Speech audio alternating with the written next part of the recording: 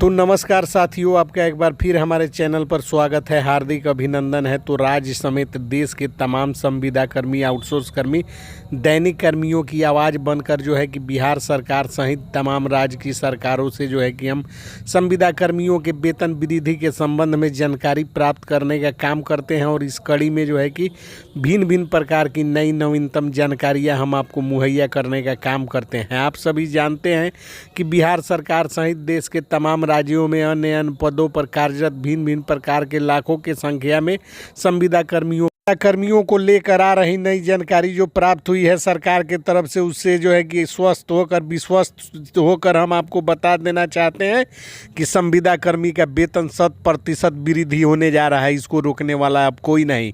देश की तमाम राज्य की सरकारें जो है कि इस पर गंभीर है और संविदा कर्मियों का वेतन 30 से 35 हज़ार बढ़ेंगे और साथ में उनको एनपीएस की सुविधा भी सरकार देगी और उनको जो है कि कर्मचारी भविष्य निधि, ईपीएफ, ईएसआई भाता, राष्ट्रीय छुट्टी, राजस्व छुट्टी और जो है कि तमाम तरह की छुट्टियों का लाभ भी मिलेगा। और साथ ही जो है कि वेतन और भत्ते के साथ पेंशन की सुविधा भी सरकार उन्हें देने जा रही है। और संविदा कर्मियों को लेकर जो है कि सरकार सारी कार्यवाही अब जो है कि पूर्ण करने वाली है। और संविदा कर्मियों को लेकर राज्य सरकार की तरफ से आ रही खबरों से हम आपको अवगत कराते हुए बता देना चाहते हैं कि नियोजित कर्मी जो मामला अधर में लटका हुआ है और जो आउटसोर्स कर्मी का मामला लटका हुआ है, उस पर अब कार्यवाही आगे बढ़ने का रास्ता खुल गया है। और सरकार अब जो है कि इस पर काफ़ी तेज़ी से कार्यवाही करने जा रही है। सबसे पहले जो है कि विकास मित्र टोला सेवक तालीमी मरकज कार्यपालक सहायक को राज्यकर्मी का दर्जा दिया जाएगा। और उसके बाद जो है कि राज्य में 4 लाख से अधिक की संख्या में कार्यरत संविदा नियोजित कर्मियों का कायाकल्प किया जा सकता है। और सरकारी सूत्रों के हवाले से प्राप्त पुष्ट खबरों के अनुसार राज्य में कार्यरत संविदा कर्मी, आउटसोर्स कर्मियों, वर्गीकृत कर्मी सहित दैनिक कर्मियों के जीवन को जो है कि उजाला से भरने हेतु जो है कि उनको खुशियों का तोहफा देने हेतु जो है कि सभी को पता है कि राज्य अगले वर्ष जो है कि विधानसभा चुनाव होने हैं। और सरकार का जो इस समान कार्य है जो ये एक्शन मोड में कार्य कर रही है, उसके अनुसार विधानसभा चुनावों के पूर्व राज्य सरकार जो है कि राज्य में भारी संख्या में नौकरी और रोजगार का सृजन करने की बात कह रही थी। और जो है कि उसको अब धरातल पर उतारा जा रहा है। रोजगार के दायरे में सभी जो है कि दैनिक कर्मी आते हैं जिनका किसी न किसी सेवा में जो है कि काम लगाया गया है और जो कार्य कर रहे हैं। नौकरी के श्रेणी में वह सारे लोग आते हैं जो अभी तक मानदेय वृद्धि का लाभ नहीं हो पाया है। अगले वर्ष आपको बताते चले कि विधानसभा चुनाव होने हैं और विधानसभा चुनावों के पूर्व सरकार के आदेश के अनुसार तमाम राज्य के जो कर्मी हैं उनको जो है कि विकास आयुक्त को जिम्मेवारी सौंपा गया था, जिसको जो है कि 4 लाख संविदा कर्मियों के मानदेय वृद्धि करने का जिम्मा उनके पास है। और इसमें जो है कि अधिकारियों की कुछ अड़ंगा लगाने की वजह से भी उनके जो है कि रुचि नहीं लेने की वजह से जो है कि इस प्रकार का जो स्थिति उत्पन्न हुआ है, जिसमें संविदा कर्मी समझ नहीं पा रहे हैं कि आखिर मानदेय बढ़ क्यों नहीं रहा है।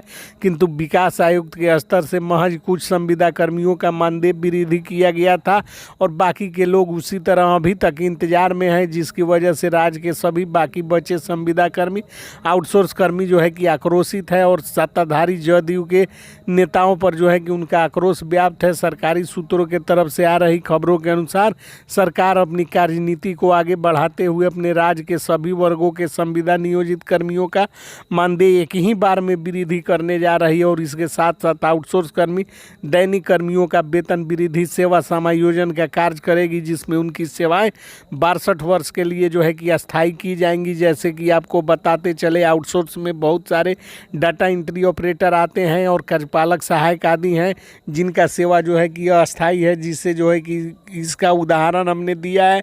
वैसे तो बहुत सारे संविदा कर्मी हैं जिनकी संख्या जो है कि काफ़ी है, जिनको जो है कि अस्थायी किया जाएगा, सेवा 62 वर्ष की जाएगी और साथ ही जो है कि पेंशन, वेतन, भाता आदि का लाभ और एनपीएस से सुसज्जित कर ईपीएफ, ईएसआई का लाभ देकर वेतन 30 हज़ार से अधिक की मानदेय की राशि के साथ साथ टीए डीए दिया जाएगा और कुल मिलाकर 35,000 रुपया प्रति माह इन लोगों को मिलेंगे, जिससे इनकी सारी समस्याओं का समाधान भी हो जाएगा और ये सारे लोग जो है कि खुश होकर सरकारी कार्यों का निष्पादन करेंगे। और सरकार की जो जवाबदेही है, जिम्मेवारी है, जिसके लिए वर्ष 2015 में चौधरी कमेटी गठित की गई थी, जिसका मूल उद्देश्य संविदा कर्मियों की मांगों को पूरा करवाना, सेवा अस्थायी और वेतनमान दिलवाना था। उस दिशा में आगे बढ़ते हुए नीतीश कुमार सारी कार्यवाही को अंजाम देने जा रहे हैं। इसमें अब धैर्य रखने की ज़रूरत है, कोई चिंता की बात नहीं है। सभी का मानदेय बढ़ने जा रहा है, कहीं से कोई दिक्कत नहीं है।